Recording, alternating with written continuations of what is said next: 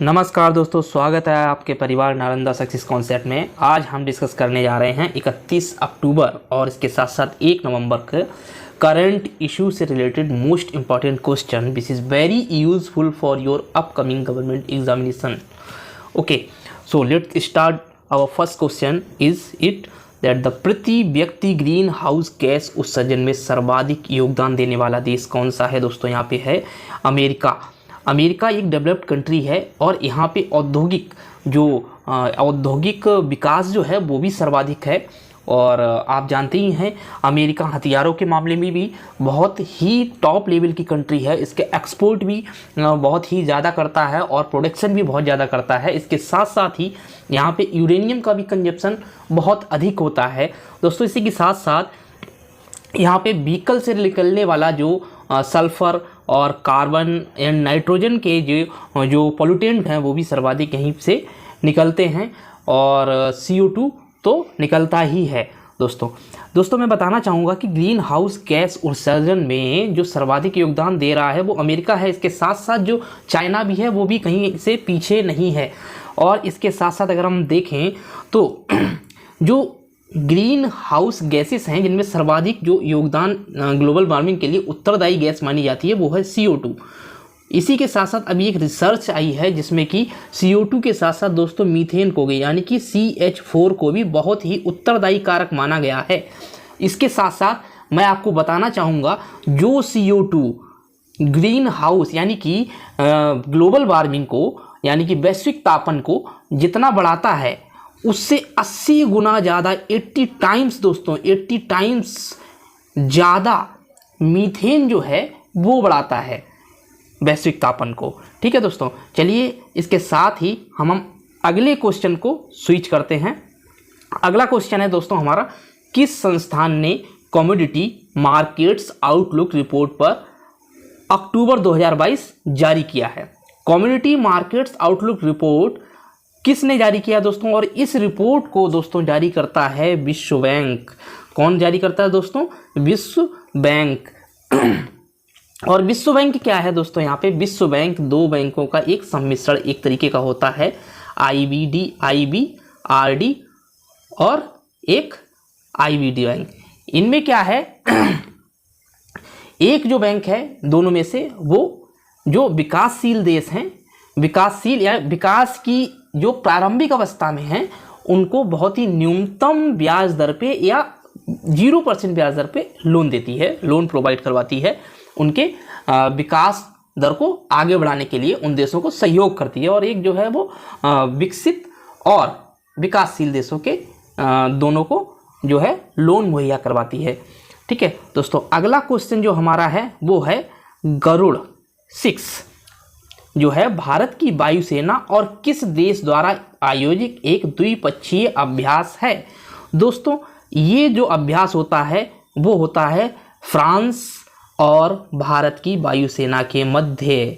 और इस देश को आयोजित इस जो एक्सरसाइज है गरुड़ 6 इसको आयोजित कराया गया है फ्रांस द्वारा दोस्तों इस बार। ठीक है ना।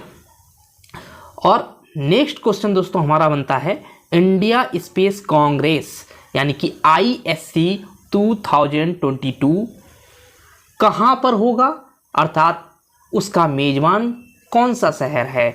तो ISC 2022 का मेजबान शहर दोस्तों है न्यू दिल्ली। कौन सा शहर है दोस्तों? नई दिल्ली। यहीं पर इंडियन स्पेस कांग्रेस की जो बैठक संपन्न कराई गई है।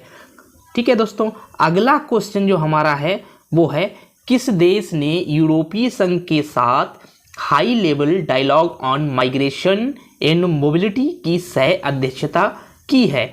दोस्तों HLDMM की सह अध्यक्षता अभी करी गई है हमारे देश यानी कि भारत के द्वारा। ठीक है दोस्तों, अगले क्वेश्चन पे हम स्विच करते हैं। अगला क्वेश्चन है हमारा राष्ट्रीय सुरक्षा रणनीति यानी कि नेशनल सिक्योरिटी स्ट्रेटजी लाने के लिए किस देश के राष्ट्रपति को अनिवार्य किया गया है? दोस्तों ये किया गया है अमेरिका के राष्ट्रपति के द्वारा। दोस्तों एक बात और बता दूं इसी के साथ साथ कि अमेरिका जो है वो वहाँ पे जो न्यायपालिका होती है वो पूर्णतः स्वतंत्र होती है। हमारे देश में भी न्यायपालिका बहुत ही पावरफुल होती है और स्वतंत्र भी है, लेकिन हमारे देश से भी कई गुना ज़्यादा जो है अमेरिका की न्यायपालिका स्वतंत्र और बहुत ही स्वच्छंद रूप से कार्य करने वाली होती है। दोस्तों अगला क्वेश्चन अगर हम देखते हैं तो वो है हमारा 7th क्वेश्चन, मच्छू नदी पर मोरबी ब्रिज किस राज्य में स्थित है? तो दोस्तों ये स्थित है गुजरात में। और इनमें से क्वेश्चन में भी पूछा जा सकता है कि मच्छू नदी किस राज्य में बहती है, तो इट में be asking in upcoming exams because of it is more disaster which is happening in Gujarat, that is Morbi bridge is collapse.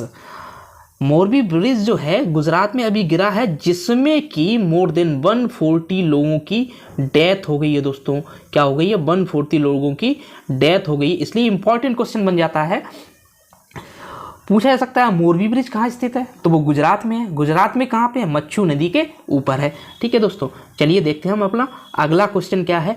अगला क्वेश्चन है दोस्तों, DRDO industry academia centre of excellence किस संस्थान में स्थापित किया गया है?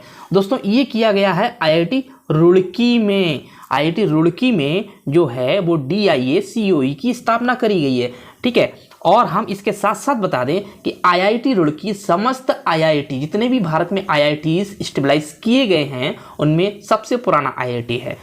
चलिए देखते हैं अगला क्वेश्चन क्या कहता है दोस्तों हमारा, सतर्कता जागरूकता सप्ताह यानी कि विजिलेंस अवेयरनेस वीक 2022 की थीम क्या है? दोस्तों इस सप्ताह की जो थीम रखी गई है वो रखी गई है corruption free India for developed nation. Corruption free India for developed nation.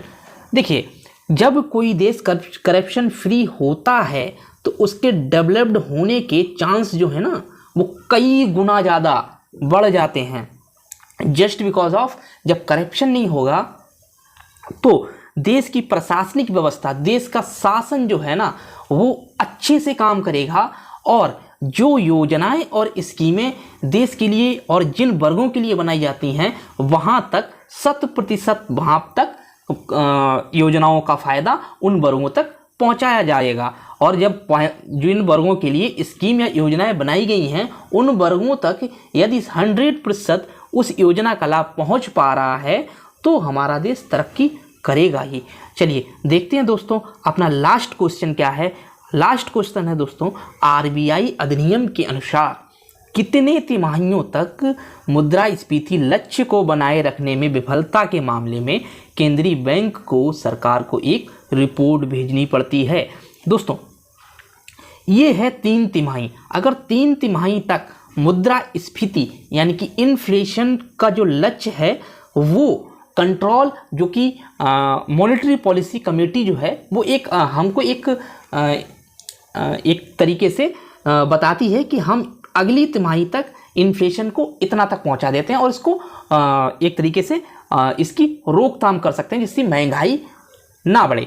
अगर RBI इसमें पहली तिमाही, दूसरी और फिर लगातार तीसरी तिमाही में विफल रहता है महंगाई यानी कि इन्फ्लेशन को रोकने में, तो क्या करता है RBI को सरकार को एक रिपोर्ट भेजनी होती है और उसको बताना पड़ता है कि आखिर कमी कहाँ पर रह गई है, दिक्कत कहाँ पर आ रही है जिससे इन्फ्लेशन को रोक नहीं पा रहे हैं, वो उनकी नीतियाँ कारगर साबित क्यों नहीं हो पा रही हैं, इस पे एक स्पष्टीकरण देना पड़ता है RBI को। ठीक है दोस्तों, चलिए दोस्तों अब इस सेशन को यहीं बाइंड अप करते हैं और मिलते हैं कल अपने नए सेशन में नए करंट अफेयर के कुछ मोस्ट इंपॉर्टेंट क्वेश्चंस के साथ। तब तक के लिए नमस्कार दोस्तों, जय हिंद।